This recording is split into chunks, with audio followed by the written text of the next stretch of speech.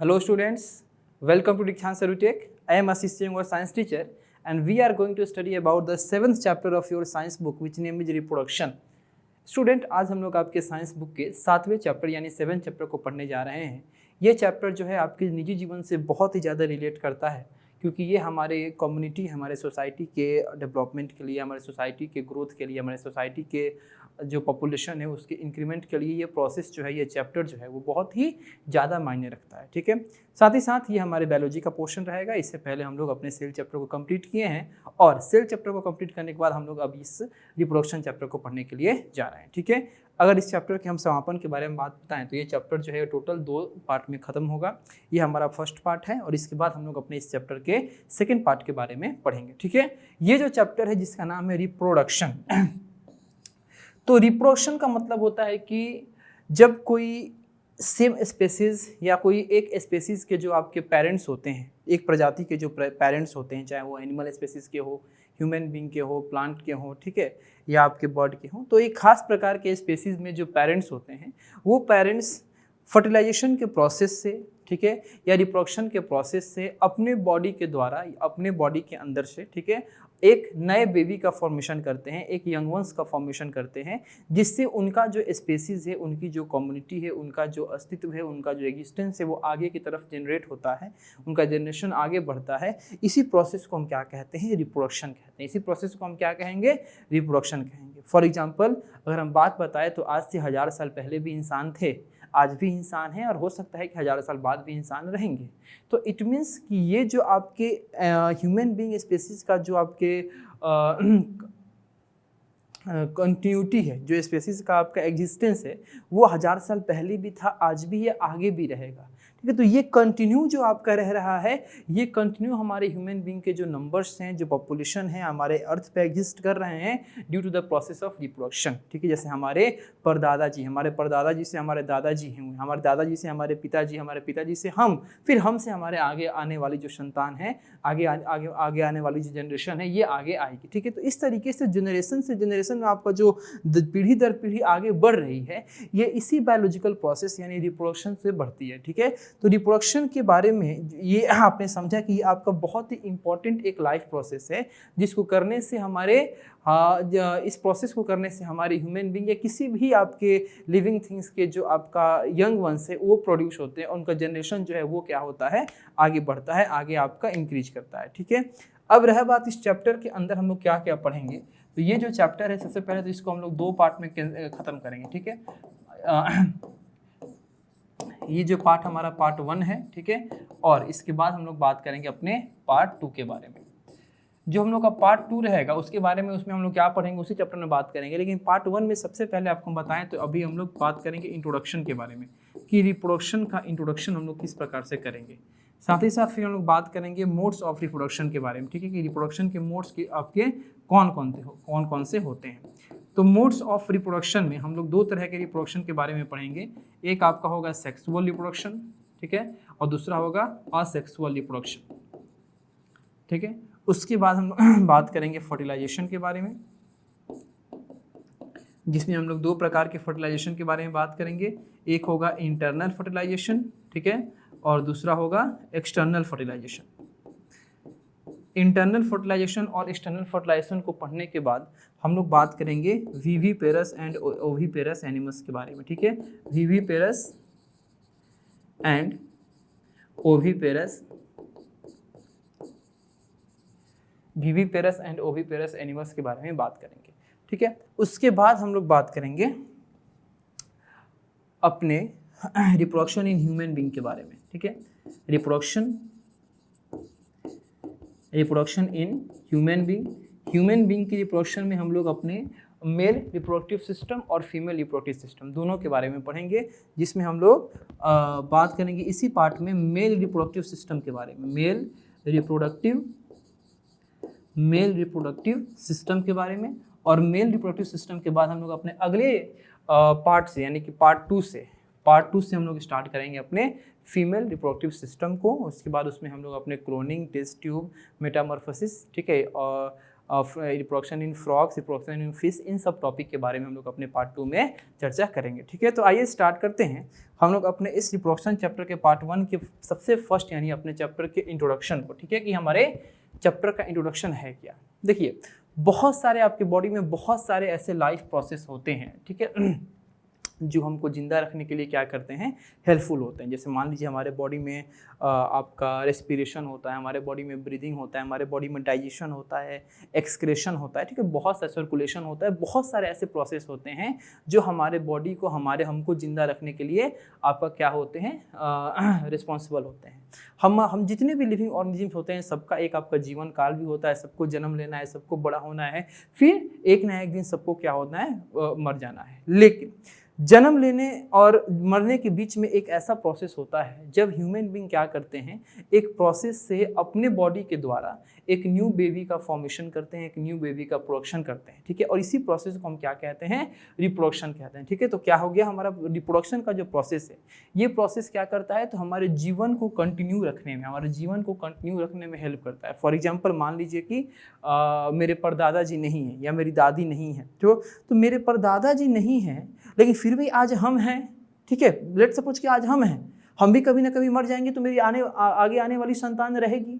तो कहने का मतलब है कि जो लोग नहीं हैं आज, जो लोग नहीं हैं उनकी संतान आज है, उनका जनरेशन आज है, due to the process of reproduction. किस प्रोसेस से, रिप्रोडक्शन के प्रोसेस से, कि हमारे परदादा जी से हमारे दादाजी का जन्म हुआ, हमारे दादाजी से हमारे पिताजी का जन्म हुआ, या हमारे पिताजी यानी माताजी से हमारा जन्म हुआ। ठीक है, तो इस तरीके से ये आपका इंसान रहे या ना रहे, लेकिन उसकी जो प्रजाति है, उसका जो स्पीसीज है, वो कंटिन्यू इस अर्थ पे एग्जिस्ट करता है। और ये जो आपका एग्जिस्टेंस होता है, ये जो कंटिन्यूटी होती है हमारे स्पीसीज के, ये जो कंटिन्यूटी होती है लाइफ का, ये आपका रिप्रोडक्शन के प्रोसेस के कारण ही आपका पॉसिबल होता है। ठीक है, तो रिप्रोडक्शन क्या है, तो रिप्रोडक्शन आपके एक ही काइंड के स्पीसीज को या एक ही काइंड के यंग वंस को प्रोड्यूस करना अपने पेरेंट के द्वारा, इसी प्रोसेस को हम क्या कहते हैं, रिप्रोडक्शन कहते हैं। इसी प्रोसेस को हम क्या कहते हैं, रिप्रोडक्शन कहते हैं। ठीक है, अब जो रिप्रोडक्शन होते हैं ये दो तरह के मोड से आपके होते हैं, एक होता है असेक्सुअल रिप्रोडक्शन, एक होता है सेक्सुअल रिप्रोडक्शन। ठीक है, असेक्सुअल रिप्रोडक्शन यानी जिसमें सिंगल पेरेंट का इन्वॉल्वमेंट होता है, सिंगल पेरेंट के गैमेट्स का इन्वॉल्वमेंट होता है, और सेक्सुअल रिप्रोडक्शन जिसमें आपके दोनों पेरेंट्स यानी मेल पेरेंट्स और फीमेल पेरेंट्स दोनों का इन्वॉल्वमेंट होता है। मेन डिफरेंस यही है, जो असेक्सुअल रिप्रोडक्शन होता है वो सिंगल पेरेंट के इन्वॉल्वमेंट के चलते होता है। ठीक है, सिंगल पेरेंट के इन्वॉल्वमेंट के चलते होता है, लेकिन जो सेक्सुअल रिप्रोडक्शन होता है ये बोथ पेरेंट्स यानी कि मेल पेरेंट, ठीक है, मेल पेरेंट और फीमेल पेरेंट, मेल पेरेंट और फीमेल पेरेंट, इन दोनों के इन्वॉल्वमेंट के चलते कौन होता है, आपका सेक्सुअल रिप्रोडक्शन होता है। ठीक है, तो अब हम लोग वही बात करेंगे कि हमारा असेक्सुअल रिप्रोडक्शन क्या होता है और सेक्सुअल रिप्रोडक्शन क्या होता है। ये आपके पहले क्लासेस में आप लोग पढ़ चुके हैं। ठीक है, तो इसीलिए आपको हम एज ए डिफरेंस के रूप में इसको हम पढ़ाने जा रहे हैं कि सेक्सुअल रिप्रोडक्शन और असेक्सुअल रिप्रोडक्शन में क्या क्या अंतर होता है। तो सबसे पहले मैं सेक्सुअल रिप्रोडक्शन में अभी हमको बताएं कि इसमें जो सेक्सुअल रिप्रोडक्शन है ये बोथ पेरेंट्स को रिक्वायर करता है, यानी कि इसमें मेल पेरेंट्स की भी रिक्वायरमेंट होती है और फीमेल पेरेंट्स की भी रिक्वायरमेंट होती है। ठीक है, लेकिन जो असेक्सुअल रिप्रोडक्शन होता है इसमें सिंगल पेरेंट या वन पेरेंट का ही इन्वॉल्वमेंट होता है। ठीक है, फिर हम बात करते हैं कि सेक्सुअल रिप्रोडक्शन में आपके बहुत सारे कैरेक्टर्स जो हैं वो आपका बहुत सारे कैरेक्टर्स जो हैं वो आपके मेल और फीमेल दोनों से ट्रांसफ़र होकर आपके बेबी के अंदर आते हैं। फॉर एग्जांपल मान लीजिए कोई बेबी है, तो बेबी के अंदर का जो बेबी के बॉडी का पोर्शन होता है या जो स्ट्रक्चर होता है, जो बेबी के बॉडी का स्ट्रक्चर होता है, वो बहुत लोग ऐसा देखे होंगे, बहुत लोग ये कहता है कि हाँ ये बेबी का जो बॉडी का स्ट्रक्चर है ये कुछ आपके मदर पे भी गया है और फादर पे भी गया है, मदर पे भी गया है और फादर पे भी गया है।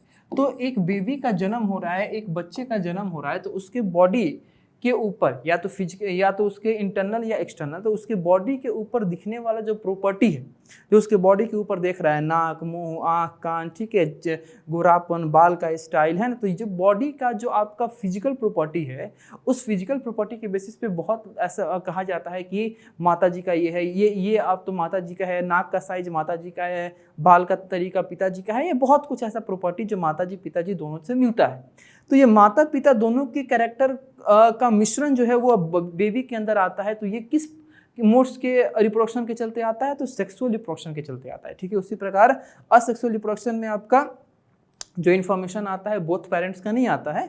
असेक्सुअल रिप्रोडक्शन में जो इन्फॉर्मेशन आता है, जो कैरेक्टर्स ट्रांसफर होके आते हैं, वो सिंगल पेरेंट के कैरेक्टर्स ट्रांसफर होके आते हैं। ठीक है, अब चलिए जो आपका सेक्सुअल रिप्रोडक्शन है, ठीक है, जो सेक्सुअल रिप्रोडक्शन है इसमें आपके गैमेट्स का फ्यूजन होता है, गैमेट्स का फ्यूजन होता है। ठीक है, गैमेट्स का फ्यूजन। अब गैमेट्स क्या होता है, तो देखिए जब मेल और फीमेल, ठीक है, इन दोनों में सेक्सुअल रिप्रोडक्शन होता है तो मेल के बॉडी के अंदर से एक आपका सेमी सॉलिड, यानी समझो तो एज अ लिक्विड सब्सटेंस आपका निकलता है, और फीमेल के बॉडी के अंदर से भी क्या निकलता है, लिक्विड सब्सटेंस निकलता है। ये दोनों सब्सटेंस में सेल्स होते हैं। ठीक है, अब इन दोनों सेल के जो न्यूक्लियस होते हैं वो आपस में क्या करते हैं, फ्यूज करते हैं, और फ्यूज करने के बाद वहाँ पे क्या होता है, एक नया न्यूक्लियस, एक नया सेल बनता है, जिसको हम लोग क्या कहते हैं, जाइगोट कहते हैं। क्या कहते हैं, जाइगोट कहते हैं। ठीक है, तो वही यहाँ पे बताया गया है कि ये आपकी गैमेट्स का फ्यूजन होता है। गैमेट्स का मतलब कि आपका रिप्रोडक्टिव सेल, ठीक है, रिप्रोडक्टिव सेल यानी कि सेक्स सेल जिससे बोलते हैं, यानी कि जो मेल के अंदर का सेक्स सेल होता है या जो फीमेल के अंदर के सेक्स सेल होते हैं, ये दोनों आपस में जब मीट करते हैं, आपस में जब फ्यूज करते हैं, तब जाके एक नया सेल बनता है, जिस सेल से बेबी के बॉडी का आपका जो बेबी के बॉडी का फॉर्मेशन होगा, उस न्यू सेल को हम लोग जाइगोट बोलते हैं। तो कहने का मतलब है कि फ्यूजन ऑफ गैमेट्स जो है, यानी गैमेट्स का मिलना जो है, गैमेट्स का फ्यूजन जो है, ये सेक्सुअल रिप्रोडक्शन में होता है। आपका किसी प्रकार का कोई फ्यूजन असेक्सुअल रिप्रोडक्शन में आपका नहीं होता है। ठीक है, चलिए अब सेक्सुअल रिप्रोडक्शन में आज मान लीजिए ह्यूमन बीइंग के अंदर जो आपका रिप्रोडक्शन होता है वो सेक्सुअल रिप्रोडक्शन के थ्रू होता है। आपका हाइड्रा हो गया या ये अमीबा हो गया, इन सब के अंदर जो रिप्रोडक्शन होता है वो आपका असेक्सुअल रिप्रोडक्शन के मेथड से होता है। ठीक है, चलिए हम बात करते हैं अपने मोड्स ऑफ रिप्रोडक्शन को वन बाय वन पढ़ने का। तो सबसे पहले हम बात करेंगे अपने असेक्सुअल रिप्रोडक्शन को पढ़ने के लिए। तो असेक्सुअल रिप्रोडक्शन आपका एक ऐसा मोड ऑफ रिप्रोडक्शन होता है जिसमें सिंगल पेरेंट का इन्वॉल्वमेंट होता है, साथ ही साथ सिंगल गैमेट का भी आपका इन्वॉल्वमेंट होता है। इसमें जो आपके प्रोसेस आपके चैप्टर में आपको जो असेक्सुअल रिप्रोडक्शन में जो चीज़ पढ़ना है उसमें आपको बडिंग के बारे में पढ़ना है, ठीक है, बाइनरी फिजन के बारे में पढ़ना है, ठीक है, फ्रैगमेंटेशन के बारे में पढ़ना है और रीजनरेशन के बारे में। ये सब चीज़ें आपके कुछ कॉमन मेथड हैं जो आपको असेक्सुअल रिप्रोडक्शन में जानने हैं। ठीक है, इनमें से 2-3 ही जानेंगे, ठीक है, बाकी हम लोग आगे अपने 10th क्लास में जानेंगे। ठीक है, तो देखिए सबसे पहले हम लोग अपने असेक्सुअल रिप्रोडक्शन में पढ़ने जा रहे हैं अपनी बाइनरी फिजन को। ठीक है, कि बाइनरी फिजन का मतलब क्या होता है। देखिए बाइनरी का मतलब होता है दो, बाइनरी का मतलब क्या होता है, दो, और फिजन का मतलब होता है ब्रेक डाउन। फिजन का मतलब क्या होता है, ब्रेक डाउन, यानी कि दो पार्ट में टूट जाना। बाइनरी फिजन में आपका सिंपली क्या याद रखोगे, बाइनरी फिजन आपका एक ऐसा प्रोसेस जिसमें हमारा जो बॉडी है, जो पेरेंट बॉडी है, वो आपके दो पार्ट में क्या कर जाते हैं, ब्रेक कर जाते हैं। ठीक है, अब बाइनरी फिजन के बारे में समझते हैं। तो बाइनरी फिजन आपका एक असेक्सुअल रिप्रोडक्शन का मेथड है। इस बाइनरी फिजन के मेथड में जो आपका एमीबा है, ये एमीबा क्या करता है, अपने आप को दो छोटे छोटे इंडिविजुअल्स में बांट देता है, और जब ये दो छोटे छोटे इंडिविजुअल्स में बांटता है तो उसी को हम लोग डॉटर एमीबा के नाम से जानते हैं। अब ये जो बंटवारा है, ये जो रिप्रोडक्शन है, ये जो डिवाइडेशन है, ये जो ब्रेकडाउन है, वो किस प्रकार से होता है इसके बारे में समझते हैं। तो जब बाइनरी फिजन का प्रोसेस होता है उस वक्त सबसे पहले हमारे एमीबा के अंदर एक सिंगल न्यूक्लियस, जो पेरेंट एमीबा होगा, इस पेरेंट एमीबा के अंदर एक सिंगल न्यूक्लियस होगा।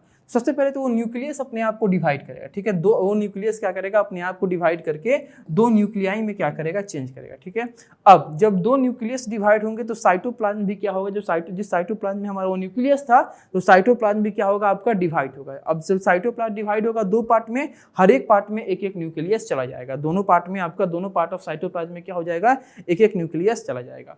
जब साइटोप्लाज्म और आपका न्यूक्लियस, जब दोनों आपके एमीबा के बॉडी के अंदर डिवाइड हो गए, तब जाके वो एमीबा भी अपना क्या करेगा, अपने बॉडी को दो पार्ट में डिवाइड कर देगा, और वो एमीबा जो है वो टू डॉटर एमीबा में क्या हो जाएगा, चेंज हो जाएगा, जिसमें एक डॉटर एमीबा में साइटोप्लाज्म और न्यूक्लियस होंगे और दूसरे में भी आपका साइटोप्लाज्म और न्यूक्लियस होगा। ठीक है, तो इसको कहते हैं हम लोग बाइनरी फिजन, यानी कि बाइनरी मतलब दो, फिजन मतलब तोड़ देना, यानी दो पार्ट में क्या कर देना, तोड़ देना। ठीक है, अब ये जो दो आपके डॉटर एमीबा बने हैं, प्रोड्यूस हुए हैं, ये दोनों डॉटर एमीबा आगे चल के आपके एडल्ट एमीबा में या फुल्ली ग्रोन एमीबा में क्या करेंगे, चेंज करेंगे। ठीक है, अब इसी चीज को थोड़ा डायग्राम के थ्रू देखते हैं। देखिए सबसे पहले आपको यहाँ दिखाया है कि ये आपका एक मदर एमीबा है, यहाँ पे एक मदर एमीबा है, ये मदर एमिबा क्या करेगी, सबसे पहले अपने न्यूक्लियस को मैच्योर करेगी, न्यूक्लियस को मैच्योर करेगी फूड को इनटेक करके। फूड को इनटेक करने के लिए ये क्या करेगी, अपने सूडोपोडिया का हेल्प लेगी। ठीक है, ये आप लोग पढ़े होंगे न्यूट्रिशन में। ठीक है, अभी हम लोग आते हैं यहाँ पे। तो ये सूडोपोडिया जो है, ये सूडोपोडिया जो बाहर की तरफ निकला है, सबसे पहले ये सूडोपोडिया को अंदर की तरफ खींच लिया जाएगा एक बॉडी को शेप देने के लिए। ठीक है, ये अंदर की तरफ क्या किया गया, खींच लिया गया। जब अंदर की तरफ खींच लिया गया तो अब आप देखिए कि ये न्यूक्लियस जो है अंदर में, ये जो न्यूक्लियस है आपका पर्पल कलर का, ये न्यूक्लियस जो है ये धीरे धीरे दो पार्ट में बंटना स्टार्ट कर रहा है। यहाँ ध्यान दो, जब ये धीरे धीरे दो पार्ट में बंटना स्टार्ट कर रहा है तो ये साइटोप्लाज्म जो है ग्रीन कलर का, ये भी बंट रहा है। और साथ ही साथ एमीबा का जो बॉडी है ये भी आपका दो अलग अलग पार्ट में देखो यहाँ पे बंटना स्टार्ट कर दे रहा है। ठीक है, ये चीज़ यहाँ पे आपको बिल्कुल सही से दिखाई देगा। अब ये आपका वो स्टेज है जब आपका न्यूक्लियस पूरी तरीके से दो न्यूक्लियाई बन के अलग अलग पार्ट में बंट गया, साथ ही साथ साइटोप्लाज्म भी अपना अपना अपना क्या ले लिया, एक एक पोर्शन ले लिया। अब क्या होगा, यहाँ से बीच से ब्रेक डाउन होगा और ये जो कंप्लीट आपका एक एमिबा था, ये दो छोटे छोटे डॉटर एमिबा में यहाँ पे क्या हो जाएंगे, कन्वर्ट हो जाएंगे।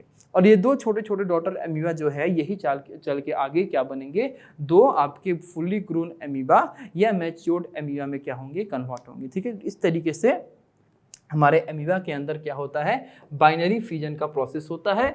और बाइनरी फिजन जो है वो आपका एक असेक्सुअल रिप्रोडक्शन है जिसमें हमारे यूनिसेलुलर एमिबा जो है वो अपने आप को दो पार्ट में, दो डॉटर एमिबा में क्या करता है, डिवाइड करता है। ठीक है, चलिए हम बात करेंगे बाइनरी फिजन के बाद बडिंग के बारे में कि बडिंग क्या होता है। तो देखिए, बडिंग आपका एक ऐसा असेक्सुअल रिप्रोडक्शन होता है जिसमें जो हाइड्रा होता है, हाइड्रा के बॉडी के ऊपर, ठीक है, हाइड्रा के बॉडी के ऊपर एक छोटा सा बल्ब निकलता है, एक स्मॉल बल्ब निकलता है। इस स्मॉल बल्ब लाइक प्रोजेक्शन निकलता है और इस स्मॉल बल्ब लाइक प्रोजेक्शन को हम क्या कहते हैं, बड कहते हैं। अब धीरे धीरे जो पेरेंट हाइड्रा का न्यूक्लियस होता है, जो आपका पेरेंट हाइड्रा का मेन न्यूक्लियस होता है, ये न्यूक्लियस जो है ये क्या करेगा, दो पार्ट में बंटना स्टार्ट करेगा। ठीक है, जैसे आपके एमिबा के बॉडी के अंदर का न्यूक्लियस दो पार्ट में बंटना स्टार्ट किया, वैसे ही जो पेरेंट हाइड्रा का जो न्यूक्लियस है ये धीरे धीरे दो पार्ट में बंटना स्टार्ट करेगा। एक पार्ट तो एमिबा के जो ही एक पार्ट हाइड्रा के मेन बॉडी के अंदर रह जाएगा और जो दूसरा पार्ट है वो क्या होगा, उस न्यूक्लियाई में यानी कि उस बर्ड में क्या करेगा, जाना स्टार्ट कर देगा। समझिएगा, सबसे पहले आपके उस हाइड्रा के बॉडी के ऊपर एक नया बल्ब लाइक प्रोजेक्शन निकला, उस नए बल्ब लाइक प्रोजेक्शन को हमने क्या बोला, बर्ड बोला।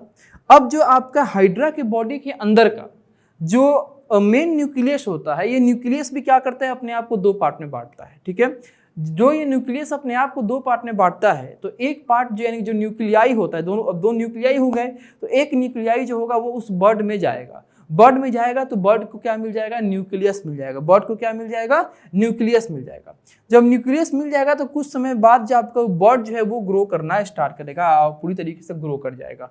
जब बर्ड आपका पूरी तरीके से ग्रो कर जाएगा तो ये उस पेरेंट हाइड्रा के बॉडी से क्या हो जाएगा, डिटैच्ड हो जाएगा, टूट जाएगा। और टूटने के बाद फिर क्या होगा, अपने आप को एक नए हाइड्रा में कन्वर्ट करेगा, एक नए पेरेंट हाइड्रा में, मैच्योर हाइड्रा में क्या करेगा, कन्वर्ट करेगा। फिर अब उस पर एक बल्ब आएगा, इस तरीके से न्यूक्लियस डिवाइड होंगे, उस तरीके से ये प्रोसेस जो है ये चलता रहता है।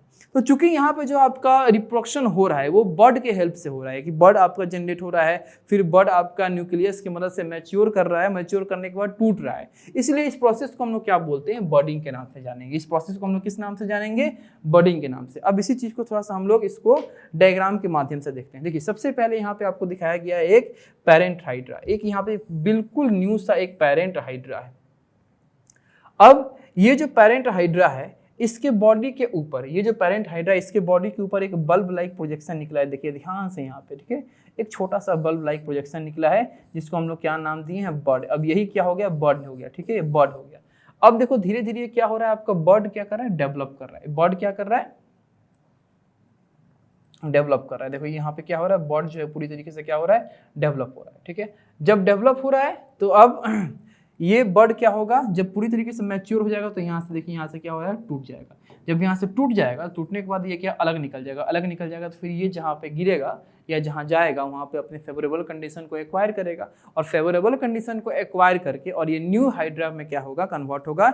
एक न्यू हाइड्रा बॉडी में पेरेंट हाइड्रा में क्या करेगा, अपने आप को कन्वर्ट करेगा। ठीक है, तो ये था हमारा असेक्सुअल रिप्रोडक्शन जिसमें हम दो तरह के मेथड के बारे में पढ़ें।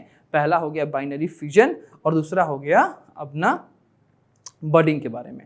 अब हम बात करते हैं सेक्सुअल रिप्रोडक्शन के बारे में।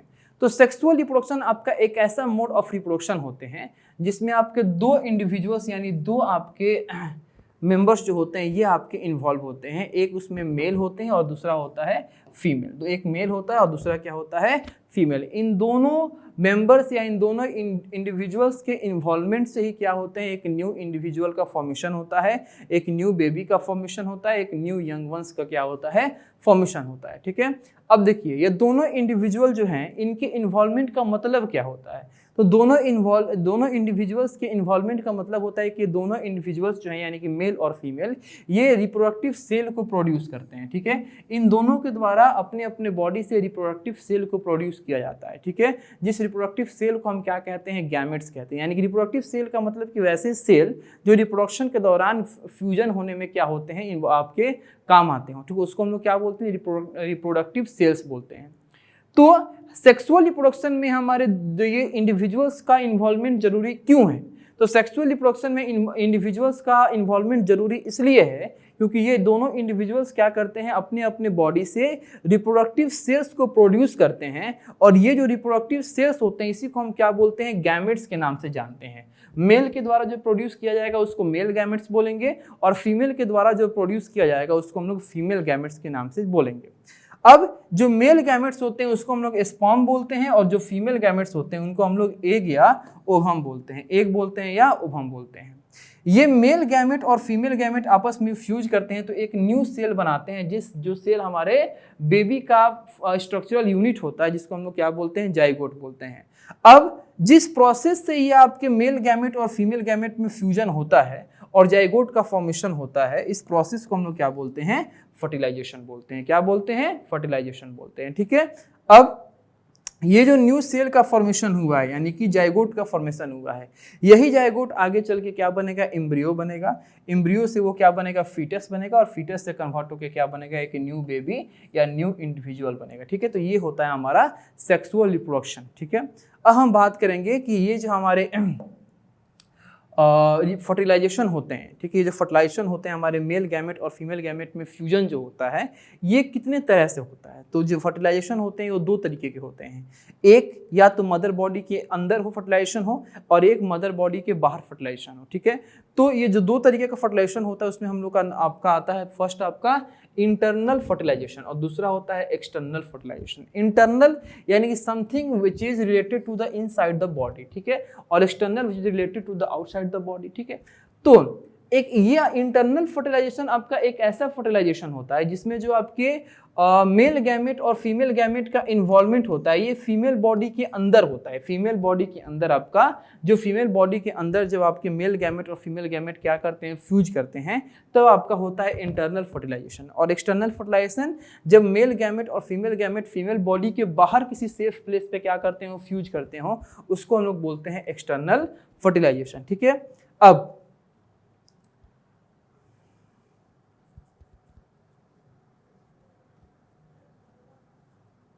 जो इंटरनल फर्टिलाइजेशन में बेबी के या ऑफस्प्रिंग के सर्वाइवल का जो चांस होता है, ठीक है, ऑफस्प्रिंग के या बेबी के सर्वाइवल का जो चांस होता है वो आपका ज़्यादा होता है। इसीलिए कम मात्रा में एग्स का प्रोडक्शन होता है। जो एग्स का प्रोडक्शन होता है यानी जो फीमेल गैमेट का प्रोडक्शन होता है वो कम मात्रा में होता है। क्योंकि कम मात्रा से भी काम चल जाएगा, क्योंकि उतना आपका उतना हाई चांस नहीं है कि सर्वाइवल खत्म हो जाएगा या हमारे जो बेबीज होंगे वो नहीं हो पाएंगे, डैमेज हो जाएंगे, डिस्ट्रॉय हो जाएंगे, ऐसा नहीं होता। इसीलिए हमारे एग का फॉर्मेशन ज़्यादा नहीं होता है। किस में, इंटरनल फर्टिलाइजेशन में। लेकिन एक्सटर्नल फर्टिलाइजेशन में जो बेबी की या ऑफस्प्रिंग के सर्वाइवल का जो चांस होता है वो बहुत कम होता है। कम होने के चलते बहुत ज़्यादा मात्रा में एग्स का प्रोडक्शन किया जाता है कि उतना ज़्यादा एग्स का प्रोडक्शन करेंगे, उसमें से कुछ भी अगर बच गया, कुछ भी अगर अच्छे से फ्यूज हो गया तो वो क्या करेगा, ऑफस्प्रिंग बन जाएगा। ठीक है, ये बिल्कुल सत्य है कि इंटरनल फर्टिलाइजेशन के लिए जितना ज़्यादा मात्रा में एग प्रोड्यूस किया जाता है उतना ज़्यादा मात्रा में बेबी का फॉर्मेशन नहीं होता है। वो किसी न किसी कारण से वो एग जो है वो डिस्ट्रॉय हो ही जाते हैं, चाहे वो फिजिकल कोई कारण हो,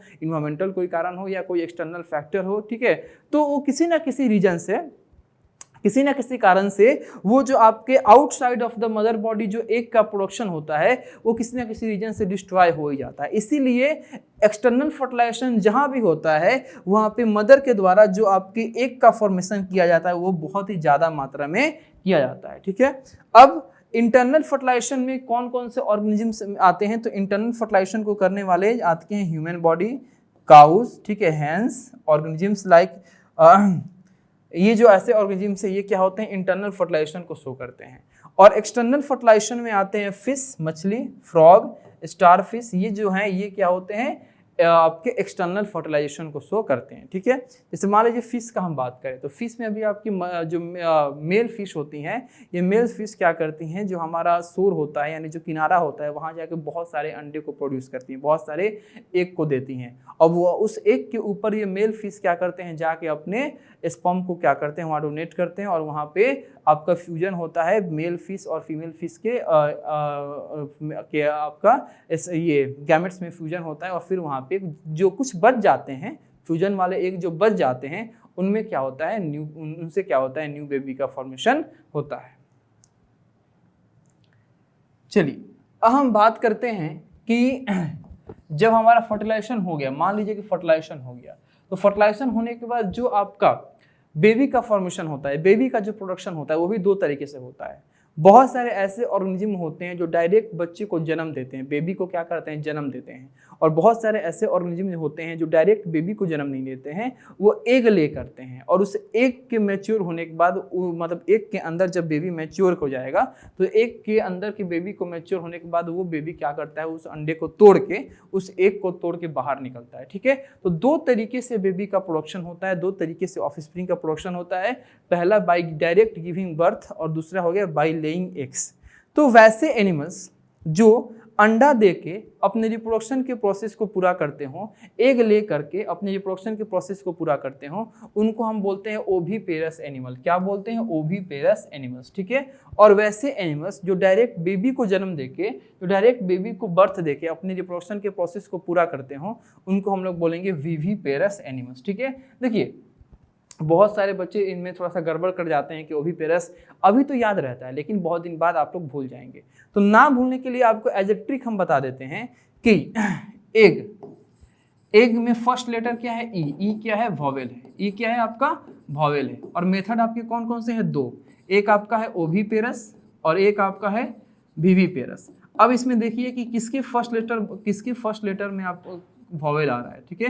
तो ओविपेरस में वॉवेल आ रहा है, तो वॉवेल से वॉवेल को मैच कर दीजिए, यानी कि एग जो होगा, एग वाले को हम क्या बोलेंगे? ओविपेरस, और बर्थ बेबी वाले को क्या बोलेंगे? विविपेरस, ठीक है। ये एज ए छोटा सा ट्रिक है जिसका अप्लाई करके आप हमेशा याद रख सकते हैं कि अंडा देने वाले जानवर को क्या बोलते हैं और डायरेक्ट बच्चे को जन्म देने वाले जानवर को क्या बोलते हैं। तो वैसे एनिमल्स जो एग ले करते हैं उनको हम लोग ओविपेरस के नाम से जानते हैं, और वैसे एनिमल्स जो बच्चे को जन्म देते हैं, डायरेक्ट बर्थ बेबीज को बर्थ कर देते हैं, उनको हम लोग विविपेरस के नाम से जानते हैं, ठीक है। चलिए अब हम लोग आ चुके हैं अपने रिप्रोडक्शन इन ह्यूमन पे, कि ह्यूमन बीइंग के अंदर जो रिप्रोडक्शन है वो किस प्रकार से होता है, ठीक है। तो ह्यूमन बॉडी के अंदर रिप्रोडक्शन में हम लोग अपने मेल और फीमेल के रिप्रोडक्टिव ऑर्गन के बारे में पढ़ेंगे। तो सबसे पहले हम बात करेंगे मेल रिप्रोडक्टिव सिस्टम के बारे में। किसके बारे में बात करेंगे? मेल रिप्रोडक्टिव सिस्टम के बारे में। तो पॉइंट बाई पॉइंट आपको हम बताएंगे और फिर इसको हम डायग्राम में आपको दिखाएंगे। सबसे पहले बात करते हैं कि जो मेल रिप्रोडक्टिव सिस्टम होते हैं, इसमें आपका एक पेयर ऑफ टेस्टिस होता है, जिसका सिंगुलर आपका होता है टेस्टिस, इसका सिंगुलर होता है टेस्टिस, यानी कि दो टेस्टिस होते हैं। ये आपके दो टेस्टिस होते हैं, और ये जो दो टेस्टिस होते हैं ये एक खास प्रकार के एक खास प्रकार के पैकेट में, एक खास प्रकार के सैक में, एक खास प्रकार के एरिया में बंद होते हैं, इनक्लोज होते हैं, जिनको हम लोग क्या बोलते हैं? स्क्रोटम बोलते हैं, जो हमारे बॉडी के आउटसाइड होता है। ये जो पैकेट है ये बॉडी के आउटसाइड होगा, और इस पैकेट के अंदर आपका स्टोर होता है कौन? टेस्टिस। अंदर इस पैकेट के अंदर कौन स्टोर होता है? टेस्टिस आपके 2 नंबर में स्टोर होते हैं, क्योंकि स्क्रोटम 2 और टेस्टिस कितने होते हैं? 2, ठीक है। अब देखिए ये जो आपका मेल रिप्रोडक्टिव सिस्टम होते हैं, ये बहुत सारे नर्व्स को कंटेन किए रहते हैं, या बहुत सारे ब्लड वेसल्स को कंटेन किए रहते हैं, ठीक है। और ये जो टेस्टिस होता है वो मिलियंस की संख्या में स्पर्म को प्रोड्यूस करता है, यानी कि हमारे मेल रिप्रोडक्टिव सिस्टम का काम क्या है? तो मेल रिप्रोडक्टिव सेल को प्रोड्यूस करना। तो मेल रिप्रोडक्टिव सेल में कौन आएगा? तो मेल गैमेट यानी स्पर्म आएंगे। तो स्पर्म को प्रोड्यूस करने वाला जो ऑर्गन है, ठीक है, वो आपका जैसे मान लीजिए हमारा कंप्लीट जो मेल रिप्रोडक्टिव सिस्टम है, तो इस कंप्लीट मेल रिप्रोडक्टिव सिस्टम में स्पर्म को कौन प्रोड्यूस करेगा, तो इसमें आपका टेस्टिस जो होगा, जो स्क्रोटम के अंदर आपका स्टोर होता है, ये क्या करते हैं, स्पर्म को प्रोड्यूस करते हैं। ठीक है, नेक्स्ट, अब वास्ट डिफरेंस और sperm ducts arise from each testis. हर एक टेस्टिस के अंदर से एक नली निकलती है, एक पाइप निकलती है, एक डक्ट निकलती है। ठीक है, जिसको हम लोग वास्ट डिफरेंस कहते हैं या स्पर्म डक्ट कहते हैं। इनका काम ये होता है कि ये स्पर्म को टेस्टिस से लेके और पेनिस तक पहुंचाते हैं। ये कहाँ तक पहुंचाते हैं, पेनिस तक। अब पेनिस क्या होता है, तो पेनिस आपका एक ऐसा पार्ट होता है हमारे मेल रिप्रोडक्टिव सिस्टम का, जिसके द्वारा इस स्पर्म को फीमेल के बॉडी के अंदर इंजेक्ट किया जाता है। ठीक है, तो ये आपका हो गया कि ये स्पर्म को हमारे टेस्टिस से इस पेनिस तक लेके आने का काम किसका होगा, तो वास डिफरेंस या स्पर्म डक्ट का काम होगा।